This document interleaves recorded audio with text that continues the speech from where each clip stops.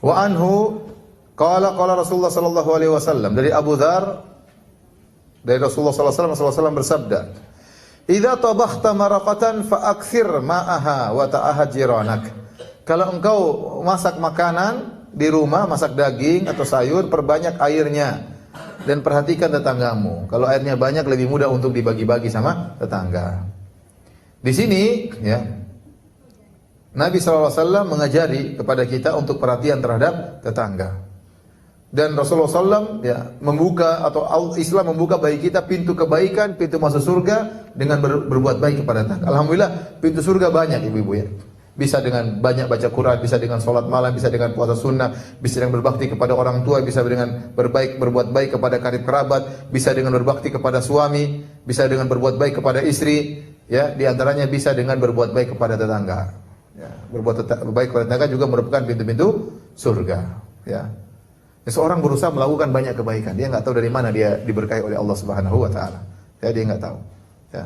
Ada orang, masya Allah bukakan bagi dia pintu-pintu kebaikan seperti Abu Bakar radhiyallahu anhu. Ya, waktu Nabi berkata, "Man asaba minkumul yauma sha'iman?" Siapa yang pagi ini puasa? Kata Abu Bakar, saya Rasulullah. "Man ada minkumul yauma maridan?" Siapa yang hari ini menjenguk orang sakit? Kata Abu Bakar, saya Rasulullah. Subhanallah. "Man at'ama minkumul yauma miskinan?" Siapa yang hari ini beri makan kepada fakir miskin? Kata Abu Bakar, saya Rasulullah. Ya. "Man tabi'a minkumul yauma janazah?" Siapa hari ini yang mengikuti jenazah? Kata Abu Bakar, saya Rasulullah. Subhanallah, Abu Bakar semua dia lakukan. Kemudian kata Nabi sallallahu alaihi wasallam, "Majtama'ana fi imri'in illa dakhala al-jannah." Tidaklah 4 perkara ini berkumpul pada seorang kecuali masuk surga. Namun tidak banyak seperti itu. Ya. Coba kalau saya tanya sama ibu, siapa sama bapak-bapak ya? Siapa yang hari ini puasa? Enggak ada yang angkat tangan. Siapa yang hari ini kasih makan orang miskin? Enggak ada yang angkat tangan. Siapa yang hari ini jenguk orang sakit? Enggak ada yang angkat tangan. Ustaz, siapa yang kasih makan orang miskin? Saya, Ustaz. Masya Allah. Siapa yang jenguk orang sakit? Saya, Ustaz. Masya Allah, kamu hebat. Iya, istri saya sakit, istri saya lagi lapar, istri saya miskin.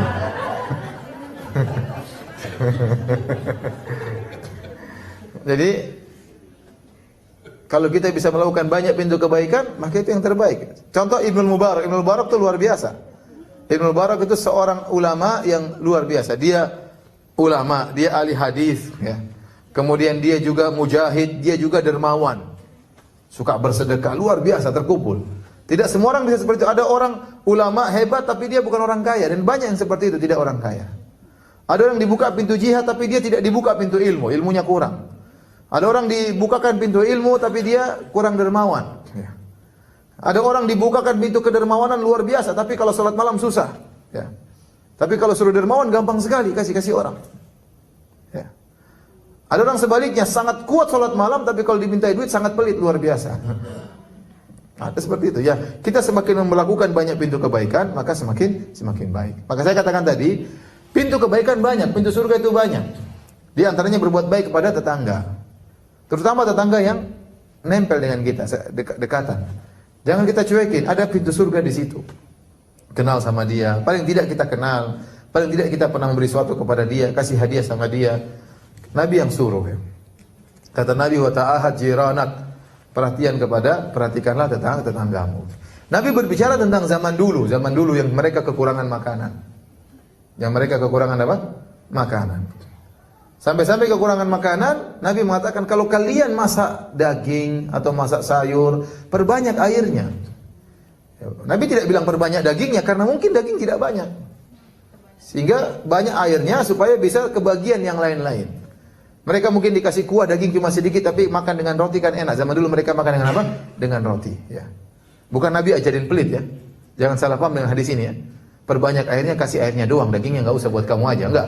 Bukan begitu maksudnya. Maksudnya zaman dulu memang mereka hidup susah, ya. Maka kalau tidak bisa memberikan daging, jangan sampai pelit, berikan air meskipun hanya sepotong-sepotong kecil dari daging.